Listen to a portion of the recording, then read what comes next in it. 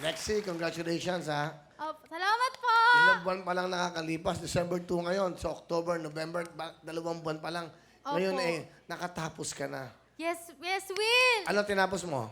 BS Customs Administration po. Bachelor po siya, 4 na taon. Medyo na-delay po ako ng pagtatapos dahil medyo naligaw ng landas, Will. Bakit? Ba't ano nangyari sa'yo? Kasi po, nagkaroon po ako ng, pangatlo po yung boyfriend ko ngayon. Nung pangalawa po, medyo nakipagtanan po. Nagtanan ka? Opo. Nung una? Opo. O tapos? Tapos yun po, kasi parang Romeo and Juliet, Will. Ganun, sabi ko, pag mahal ko, Ikaw si ipaglalaban Romeo. ko. Ay! Yan na, tapos? Pwede din po. Tapos ayun po, nakalimutan ko po yung pag-aaral ko, napabayaan ko sila mama po, parang nakalimutan ko po sila. Pero si Nagsama mama... ba kayo ng boyfriend mo? Opo, sumama po ako sa kanya ng 2 buwan. Pero sila mama 2 po... buwan lang? Opo.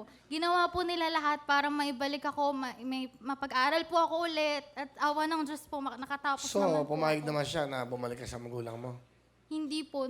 Pinaghiwalay po kami kasi ayaw po ni mama. Mother knows best po kaya nagtiwala po. Tama ako sa ba siya? desisyon. Opo, tama po. So, may boyfriend ka naman ngayon? Meron na po. At yung ngayon po, kilala na po kami, legal na po kasi tapos na pong mag-aral. Yun ang importante. Sige, pakilala mo, sino kasama mo? Will, pinapakilala ko po ang aking mama. Kung hindi dahil sa kanya, hindi ako makakapagtapos. Salamat, ma. Si Nanay Luz! Hello, Will! Masayang-masaya ako. Pasensya na, kinakabahan. At saka medyo na-touch ako sa sinabi niya. Ano ba yung sinabi ng anak niyo? Na yung Romeo and Juliet daw, ako yung harang.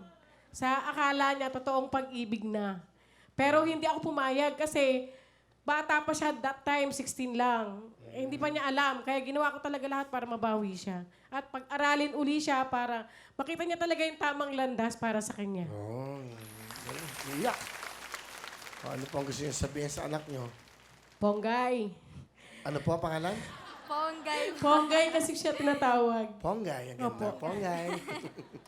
Ponggay. Alam mo bang para akong nabunutan ng tinik? Totoo. Kasi kahit na yung hanap buhay ko, sidewalk vendor lang ako, pero ginapang ko kayong 7. Masayang-masaya talaga ako. Kasi kahit na napupuyat ako, gumigising ng maaga, namamalengke, nagluluto, nagtitinda, nabayaran mo yun lahat kasi nakatapos ka. I love you, anak. Ngayon ko lang po sinasabi, hindi ako showy, di ba? Pero mahal na mahal kita.